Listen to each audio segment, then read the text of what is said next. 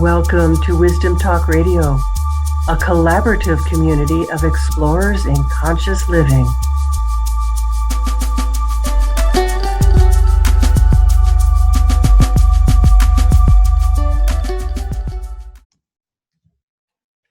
Welcome to today's episode of Wisdom Talk Radio.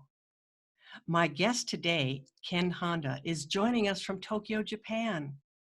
And I particularly love Japan. It was a place that, as I was there, I thought I could live here. And while I never have, I did get to spend a fair bit of time years ago in the holy city of Koyasan. And it was a transformative time for me. Ken asks quite a provocative question. Is your money smiling? And if you want to know what he means by that, and meet one of the foremost experts on the relationship between wisdom, happiness, and money, stay tuned. And I'm particularly excited about welcoming Ken because growing up in my family, money was, I'll just say this, and it's bigger than this, it was a difficult thing. And the relationship with money came fraught with all sorts of situations. So I have a personal vested interest in what I suspect Ken will share with us today. And I'm Laurie Seymour, host of Wisdom Talk Radio and founder of the Baca Journey, fast-track technology for your co-creative power. For visionaries, innovators, company founders, and product designers, optimize your ability to create more in less time and enjoy every minute of it. Money and happiness expert Ken Honda is a best-selling self-improvement author in Japan, with book sales surpassing 7 million copies since 2001. His latest book is called Happy Money, The Japanese Art of Making Peace with Your Money. Ken's financial expertise comes from owning and managing several businesses, including an accounting company, a management consulting firm, and a venture capital corporation. His writings bridge the topics in a beautiful way, that's my insert, of finance and self-help, focusing on creating and generating personal wealth and happiness through deeper self-honesty. Welcome, Ken. I am so thrilled to have you here. Thank you, Laurie. I'm so excited to be here, and I feel so honored to be able to spend time with you. Thank you so much. And thank you. So I just want to kind of dive in, and we have to start somewhere because I have a lot of things that I'd love to be able to address with you. Yes. What's the difference in your mind between happy money and unhappy money? Yes. There are two kinds of money in the world. Money that makes you feel joy and also happy when you receive it, when you give it. And also at the same time, there's money that makes you feel guilty, feel frustrated when you receive it, and also when you spend it. You know, most of us, unfortunately, live in the circulation of unhappy money. So when we receive a check or money from somebody, we feel like, you know, and also at the same time, when we have to pay taxes, bills, and something on the food even, we feel like, you know, I don't want to let go of money because that makes us feel insecure. So all those negative emotions attached, that's unhappy money. And all the money you receive in joy, abundance, that's happy money. And my vision is to create more smiling, happy money in the world. And therefore smiling, happy people in the world, because as we feel that sense of gratefulness, of gratitude, that changes everything, doesn't it? Yes, and the key is to appreciate what you have, and it doesn't really matter how much you make or how much you have, because I've met many millionaires, billionaires, and some of them, I wouldn't say most of them, some of them are very unhappy. And also, I've met people who just grow their own food, very little cash, but they are in bliss. So, you know, as I have studied millionaires, and also I have studied happy people, Mm-hmm. That's why I have been teaching how to be happy and financially independent for the past 20 years. What do you mean by financial independence? Financial independence means both emotionally and also financially. So you have enough money in your bank or enough means to support you financially, and also at the same time, emotionally free. That means money comes freely and money goes freely. You So don't that's try and hold on to it. Mhm. because I have not much worries about money because I know money will come to me when I lose everything. I don't have any debt, so it's not realistic. But if I say if I lost everything, I have more than 50 friends to count on.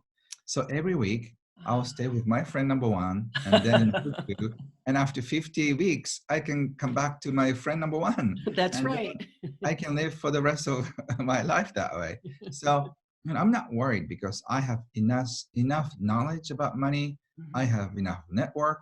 So even though I have zero money in my bank account, I'm not worried. So that's the attitude I'm talking about. Yeah. I hear in that something fundamentally important, and I don't know if you talk about this or not, and that is trust. It's like Hmm. trust in the universe.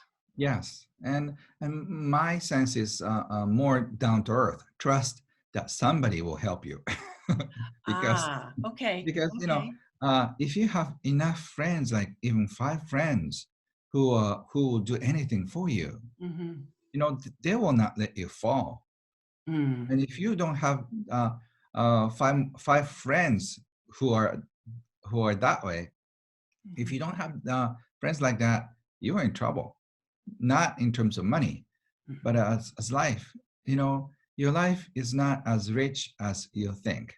Mhm. Even just Mhm. imagine two people, one person with millions of dollars in the bank, but no friends, and the other one, not much money in the bank, but a lot of friends. Yes. Which life would be more joy?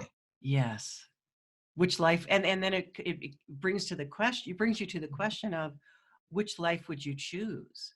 And the Yes. people that would choose, well, I still want all that money. Hmm. I don't see them being very happy.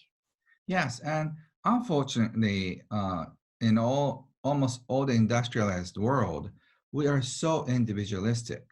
We Yes. think like since we're small, we are supposed to take the examination by ourselves. Mm. We couldn't do with teams. And I'm gonna do with Bob, or I'm gonna do with Stephanie. You cannot do Mhm. that. You have to do on your own. Yeah. And then somehow we have this bad habit of doing everything on our own. And then we are so good at helping other people, but we're so bad at accepting support or just asking for help. Yes. So that's why we are so focusing on how much money I have in Mhm. my account. Well, that's interesting, that whole thing about asking, because I mentioned in the beginning about how difficult money was in my family growing up. And I know one of the patterns that I had early on was I couldn't ask anybody else for help. I Hmm. I had to do everything myself, and I Yes, assumed I could, yes. but it was that same kind of connected mindset. And Laurie, what's important is because everything we do carries some kind of emotions. Hmm. Asking for help, that gives us embarrassment, Hmm. also shame, and a lot of emotions bringing up. Hmm. So when we know we need help, but we can ask for one because we feel ashamed, we feel embarrassed that we are in financial trouble, we're in health, and we have health issues. The fact that you got sick or the fact that you got laid off has nothing to do with you. But at the same time, we feel so embarrassed. We feel so much shame about not having money, not having a job, and then and therefore we're not worthy of asking for help. But Mm, that's exactly when you're supposed to ask for help. So right. that's what I'm teaching. I'm teaching Hmm. about happy money, but at the same time, I'm teaching about this attitude shift that you need to be connected with other people. That is my message. Okay, so you're really teaching about community and Mhm. collaboration and Yes. co-creation. Yes, and I think that's where we need to step in for, in this Mhm, 21st century. If all of us on this planet are me, me, me, me, me, that's why we have this global climate issue. mhm. Like last month, we had so much rain, 21 days consecutive. It's like a rainforest kind of rain. And Yes. I've watched CNN in California. There's lots of wildfire. I Mhm, wish we could export all the rain to California. mhm, mhm. So a lot of stuff is happening because we've messed up our environment, thinking that we can do anything we want as a human Yeah. species. And So not and being disconnected from that yes, greater collective, yes, if you will. yes. And then once we know we are connected with other people, and Mhm, also we are connected, both spiritually and financially, mhm, that's like scientific fact. Like mhm. our yens and euros and all the other currencies, dollars are connected, and also our internet is connected, but we pretend as if we have nothing to do with it. So it's almost like a teenager saying, I didn't ask you to give me birth to Right, to his mother, right? right. So we're all connected. So Mhm. once we know we're connected, we have to sort of live, or at least we have a choice of living that we are all on the same level, or we live in the same village. It's interesting. This might sound very far out to you. It sounds kind of far Mhm. out to me, but that idea of interrelationship and interconnection, I think, goes to the heart of this is where it gets kind of a little woo woo. It's okay. The fires in California and the rains in Japan. Hmm. And, if somehow we recognized the truth of our own interconnectedness, I feel like some of that would start to shift. Hmm. Does that make any sense to you? Yes, it does. But because we come from the culture that we feel without communicating with words. Hmm.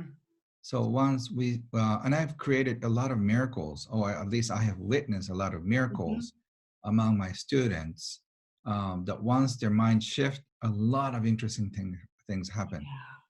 And I think climate is easily changed if all of us pray for rain, all of Mhm. us pray for something else. And I've seen that this is not scientific, but I've from my experiences, a lot of miracles can happen Mhm. once enough people are connected. Yes. And Yeah. then I So don't really think they're even miracles. I think they're mhm, part of how physics works, but we just right. haven't really opened to that recognition. Right. Maybe after 50 years, people will Maybe. figure it out. Yes. But I'm not interested in just proving something. Yeah. I'm just sharing what works. And Mhm. I've had 20 years of experience of dealing with happy money. And Mhm. I realized that the key is appreciation. So when money comes in, you appreciate your money. Arigato your money. And when money goes out of your life, when you spend money, Mhm. also appreciate it. I Yeah. call it arigato in, arigato out. Oh, I love that. Yes. Yes, and once you're in this attitude, you start appreciating other things Mm. like your family members, your partner, and your parents, kids, neighbors, colleagues, clients, boss, all the people you are involved with. Mhm. And then once you start appreciating, what's interesting is what appreciates. Yes. So you tend to attract big opportunities, more clients because your energy is bigger. And Mhm. then if when you like yourself, people like you more. Ah, yes, Yes. indeed. And I Hmm. and I'm feeling I'm feeling what you're saying really because when we shut down and we get tight about, well, either feeling guilty about what's coming in or not being willing or wanting to let go of something to pay a bill and not appreciating that ability that we can pay it, there's a tightness in the body, Hmm. that really sets in. And when there's that kind of tightness, what you're really doing is disconnecting from the potential. Mm-hmm. Potentiality of the Yes. universe, or of, the person standing behind you in the coffee shop talking to you and saying, "Oh, well, yeah, I'd really like to be your next client." Mm-hmm. You shut Yes. down from those kind of possibilities. Yes, and even if you work in a corporate environment, one of my students is a secretary, Hmm. and she didn't get paid well. That's why she kept complaining about her situation. Mm. But she realized then that she didn't have a college degree, but then she thought it this way. Oh wow, I've kept complaining about this situation, but I should appreciate more because he hired me even though I had no college degree, and he just said thank you so many times, but I didn't listen. So she Hmm. started this appreciation exercise in her way, just bringing coffee for him, just saying thank you, and obviously he realized that there's a shift, and Hmm. then she got a big raise after a few weeks. Oh, without even asking for it. Yes, because obviously the way her attitude of appreciation Hmm. must have triggered in him that he has to do the same thing, and this time financial reward. So what's interesting is that if even if you work in a corporate environment, you could get a raise, and if you are on your own or freelance, your financial situation changes in matter of weeks by just saying arigato your money. Hmm. And so I just ask yourself to give it a shot. Just arigato yomani all the time, and it's fun. When you pay Yes. bills, say arigato or thank you or Hmm. danke or Hmm. whatever your language is. Just feel what it's like, and then once you start appreciating paying the bills, it could sound so crazy, but just imagine that because of the tax you're paying, all the roads are paved, the bridges are being rebuilt, paying for the school and all the other thing. I know there's a lot of ways, but that's how government works everywhere. That's So it's right. part of Right. it's part of the deal. Yes. If you have to pay anyways, just you can do that with appreciation. Hmm. And thank you, Ken. And for those of you who are not realizing what Ken is saying about arigato in and arigato out, is he's saying thank you in and thank you out. Hmm. And so you talk a lot about money, all right, about money and what we could call love or fear as a Hmm. response to Yes. how does that how does that lead us to being able to create a more abundant, Hmm. loving relationship with money? Yeah, I said there's two kinds of money: happy money and unhappy money. Hmm. And once again, it's you can look at it this way: love money or fear money. Mm. Love money brings you joy. Love money just gives people hope. So the dollar you're spending every day, is it creating fear? Or is it creating love? And the Mm. money you receive, do you receive it with love or fear? Yeah. That's another way of looking at it. And in communication, as Dr. George Jampolsky said, he's the author of Love is Letting Go of Fear. I think love and fear are like two sides of the coins. They coexist at the same time, Hmm. and you have a choice. You can choose love or fear, and but with your choice, there comes a consequence that if you keep choosing fear, you keep creating fear, and Right. if you keep choosing love, you keep creating love in your field. Yes. So your choice appreciates. So that's another way of looking at it. If you making money with fear, you'll probably spend money with fear, Hmm. and Hmm. then start worrying about all the situation. Yeah. Or if you receive money with love, spend money with love, you probably trust more. Hmm. So Hmm. it's your choice. I love that. Yes, it is our choice how Hmm. we choose to be with it. And Yes. and some of that is patterned, Uh-huh. but then we have to become conscious and realize what our patterns are so that we can start to shift those. Hmm. Do you have some ways that you recommend to people to about how they can shift their own patterns as they become aware of them? To Yes. bring So in that love rather than the fear? Yeah. So each time you receive money, just see how you feel. Most of us are very numb. We don't feel anything. Mm-hmm. There's a interesting marketing company that videos everybody who are paying at the register.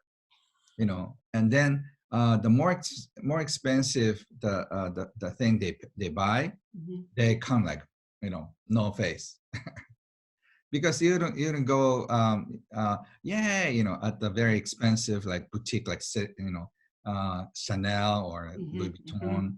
They wouldn't go like, oh, I bought this Chanel, like they're, oh, here's my credit card. And then yeah, no emotions. So I'm sure they're happy inside, Mm-hmm.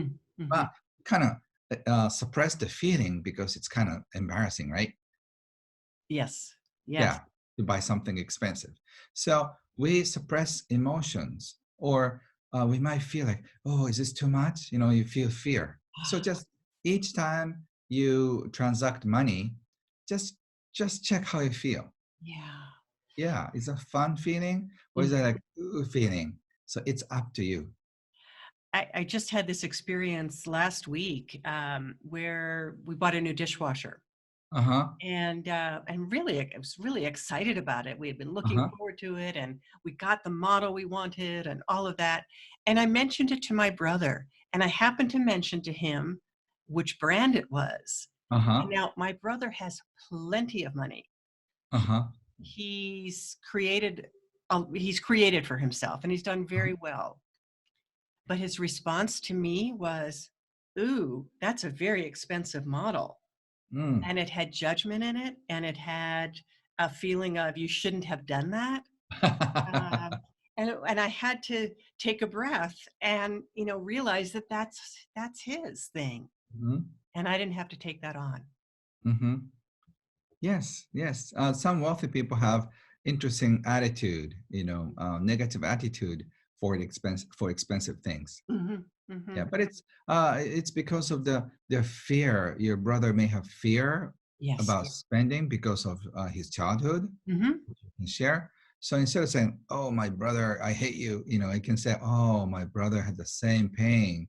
God Exactly. bless, send him love, Hmm. and if you could hug him next time because Hmm. he were like your buddies, going through the war." Right. Right. Yes. So we have a lot of money issues in our family too. I call it family wounds and Mm. money wounds. And I have a brother and a sister. I often talk about my childhood with them. It's one of my healing moments. And Mhm. sometimes we fight, but most of the time we cry together Mhm. because Mhm. my father was abusive, and even though we had money, there wasn't much safety in our Mhm. house. So, Mhm. but anyway, so if you could change your attitude toward money, your life will shift dramatically. Well, you've been demonstrating that, I think, in everything you've been teaching, but certainly in your own life as well. And I'm wondering if, from your perspective, you believe or sense that there is a spiritual aspect to money, because I Hmm. think of money as energy. Yes. So I've witnessed for the past 20 years since I started teaching, and also I started observing people when I was like 10. So I have like 40 years of career doing Wow. this. So and I can say that uh, something in you will grow bigger with money. So if you're a good person, you'll be a super good person with money. If you're a vicious, mean, cold person, you'll be colder, more mean, and Mm. more aloof people Mhm. with money. So money is like a magnifier. It brings out the best in you. It brings out the worst in you. Oh, that's a very interesting statement, and I'm thinking about that in relationship to in this culture what some people think of as money being the root of all evil. They think that Hmm. that's what was said, um, Hmm. and Could be. it could Could be be the root, exactly and could be the how it. the road to heaven. Hmm. Exactly. Actually, my teacher used to say that in the idea of money being energy, that the highest vibration in the metaphysical is love, Mm-hmm. and the highest vibration in the physical is money. Mm. And I can, as I feel into that, it's like taking out any of the judgment Mm-hmm. and just receiving it as energy Yes. and And manifestation. yes, and money can heal people. The Mhm. other day, I was given, somebody was so excited to see me. So he brought, One of your 50 friends. yeah, he brought a big bag, Mhm, and at the bottom of the, some cookies, there mhm, was this envelope. And when I opened it, it was a cash, about 10,000 US dollars. mhm. And I called him, and he said he was so excited to see me. So that was the token of appreciation of meeting me. Oh. Okay, that's fun. Mhm, And then 2 days later, I bump into a person who, mother who's having health issues in her life, and she mhm. said, I don't have money. What can I do? Okay, I have something very good for you. And I took out the envelope. It was in my bag and just gave it to her. And then she was like, is this money? Right? Yeah, it's real. So Mm, it's not fake money. And she cried, and that was beautiful. yes. And then for me, money comes in, money goes out that way. And That's I the have no attachment. circulation.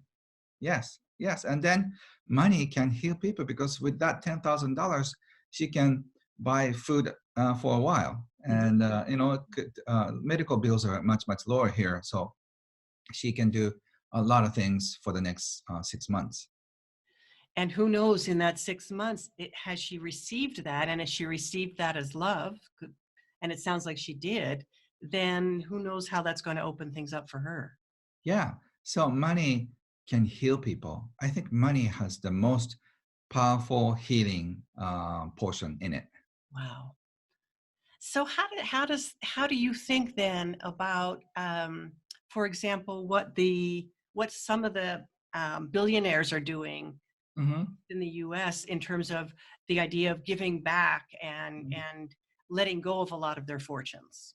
I think it's a great thing, and I think they know unless they do it, they're gonna be a bad influence on them, because money could be violent to Mhm, some family members or some mhm, people who don't have the mental strength. mhm, So I think they know instinctively and from their experiences that they have to let go of certain money so they can still feel happiness.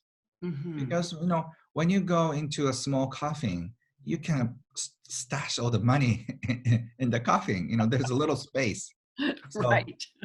Even if you so build a mausoleum. yeah, so and that's why probably they built a pyramid or whatever for that. Yes. But so you when we were born into this world, we didn't have dollars in our in our hands, and also when we go, we cannot take anything from here. So I Mhm, think smart people know, and if those billionaires had this intellect to create wealth, they also came up with this intellect that they should separate themselves from the money they created, because mhm, they could crash their life. mhm. And they can do so much with it in by letting it go. Yes, so I really respect them, but I also I respect people who are struggling and bringing food on the table for the family too. I Mhm. have the enough, the same type of respect. I Yes. don't think billionaires should get more credit, than the No. people or the parents who's struggling to get the food on the table. Mhm, I have the enough a big respect for them, because their money is happy money that is a source of caring mhm. and for other people. And to go back to my brother, that's in a way, even though he's got that one place of where he's going to be judgmental about, oh, it's a name brand that is too expensive. What I see is how he shares his money, Yes. and it's beautiful. Yes. So you can tease him, you have enough money. So, or just give my, I wish I could give you a copy for him. I, I always give, copies of my books for some people who are in need.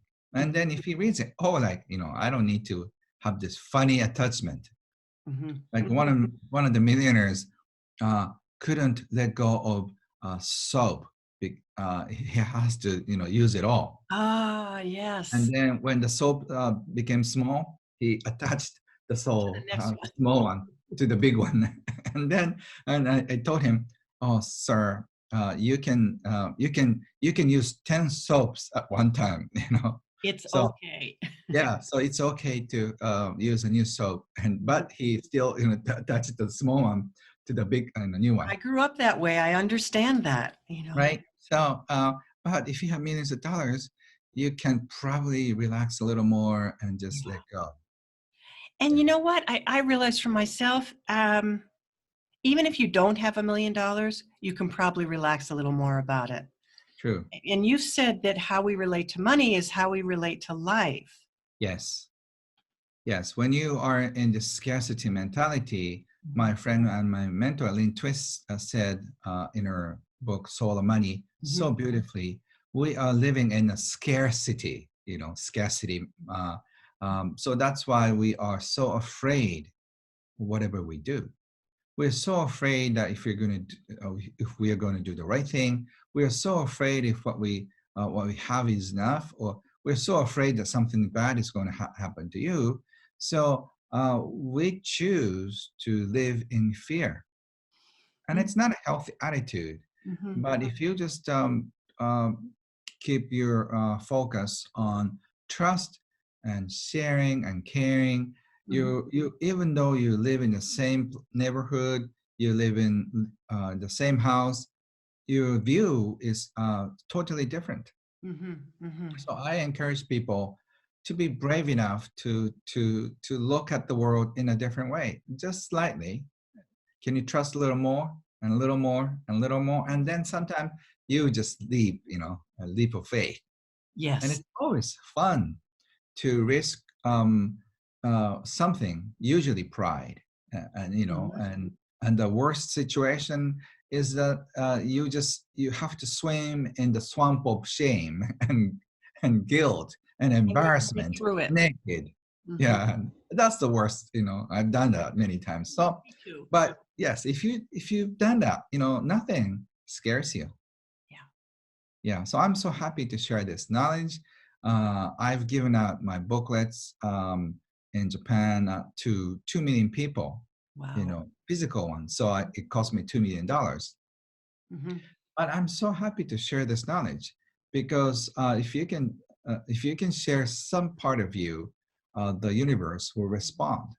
So I spent $2 million by giving my gift right first, but I've sold 8 million, well, almost 8 million copies. That means in just book royalties only, I got 10 million US dollars. Mhm. Mhm. So if you give, you receive. Yes. This So is the it's universe, okay. and 5 times more. Yeah. So I'm just giving once again, more. I constantly give, and Mhm. then whatever I give come back. But I don't even care because I have so much Yeah.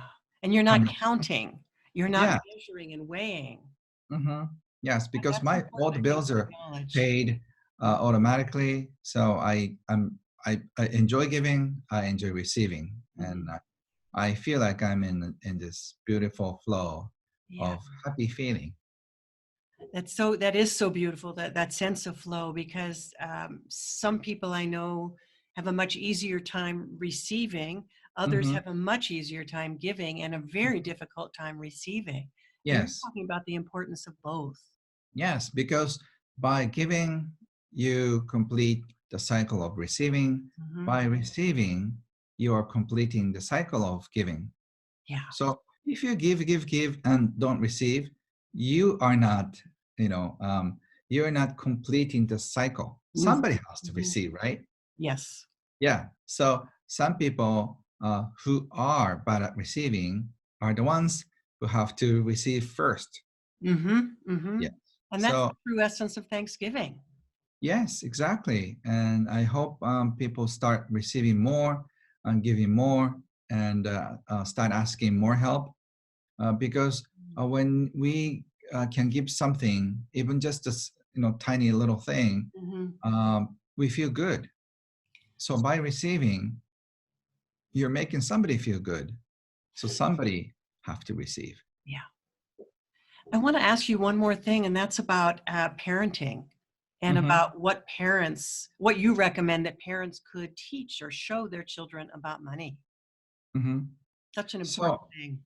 yeah, so parents, what they can do is to teach them the world is full of great things. Mm, So people are genuinely nice. They will help you if mhm, they ask the right questions or if you have the right attitude. So this place is not a scary place. They're not trying to take advantage of you. mhm, Most people are willing to support and give you help. And if you start exploring what you're good at, what people like you mhm, to do, you'll be doing well. mm. So if you can find some gifts in your kids, I encourage you to just support them. And there aren't many things that we can do. So my daughter turned 21, and Mhm, she's very happy and she's very confident. That means that whatever she does, she knows who she is and she's mm, content. So if you can just give your kids support for whoever he or she is, and whatever he or she is going to do, if you can give them full support, that means everything to them. You yeah. know, even though you may not be able to support them financially, as long as you support them mentally or emotionally, Mhm, then they receive enough. yeah. So you don't have to feel shame or guilt around not being able to support them fully. Mhm. Yeah, that's so beautiful, Ken. Thank you. Thank you Thank for you.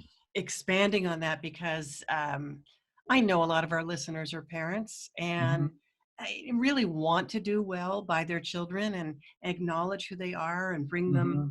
through into the Hmm. world with their gifts Yeah, intact. yeah. Don't do it too much. Because whatever we do, if it's health or money, yeah, like overdoing something, it's not usually good. Right. Yeah. So like, Balance. yes, once they're like 12 or 13, I think you should really focus on your life. Ah. Yeah. If you do what you love and just kind of show, we have an expression in Japanese, show your kids with your back. Oh. Teach your kids with your back, Yeah, not yeah. not mouth. Yeah, yeah. Yeah, so people, kids look at parents' back. That Mhm. means like how they live from behind, Mhm. and they learn something. So even That's if very you teach meaningful to something, me. yeah, I love even that. if you teach something with your mouth, Uh-huh. kids don't believe it because they see your actions. Exactly, Yeah. exactly. And that's meaningful to me because I guess because I've always gone after what I feel is important to do and to be. Mm-hmm. And in that, I hope that I have given my daughter who is 29 that Mm. that teaching, Mm-hmm. through my back. Yes, and also we're not perfect, so we make mistakes. So if we stay vulnerable, Hmm. if we're open, I apologize to my wife, my kid, my child all the time Hmm. because I make mistakes and I do my best, but still my best is not enough sometimes, at least for them. Right. So yeah, so like I'll do what I can and see how it goes. Yeah, Yes. but everything is based on love and sharing. We can solve our misunderstandings one way or another. Hmm. Hmm. So, Ken, I just want to mention again your book, your latest book, Happy Money, The Japanese Art of Making Peace with Your Money. Mhm. And would you let our listeners know how to reach you? Where can they discover more about what you're teaching So and you can find all the information at kenhonda.com. Mhm, And I have a Facebook page and I'm teaching online courses. So you can Google me and you find online courses for free and some paid programs too. But happy money is not a super complicated science. It's just a matter of appreciation. So just start appreciating in your life, and then see how it goes. Appreciation really opens up a new door. Yeah. In a way, it has the possibility of opening the floodgates. Yes, Yeah. exactly. Yeah. Domo arigato gozaimasu, Ken. Thank you so much for having been Thank here. you. Thank you. I really appreciate this time, and I hope all the listeners or viewers, life will be fulfilled with lots of love and money and abundance. Thank That's my you. prayer. Thank you so much. And Arigato. I'm so glad that you, our listeners, were with us here today at Wisdom Talk Radio for this really, I think, eye-opening experience of what's possible with our money. So remember, join us here regularly for more wisdom, discovery, and illumination. You can find us on your favorite place to listen to podcasts. And if you've enjoyed listening today, please leave us a review, because that helps more people access the wisdom. And then for more about optimizing your connection with your creative intelligence, find me, Laurie Seymour, at thebacajourney.com. Thanks for joining us here at Wisdom Talk Radio. We wish you well in your conscious explorations. For more information and to join in the conversation, our website is wisdomtalkradio.com or at Wisdom Talk Radio on Facebook.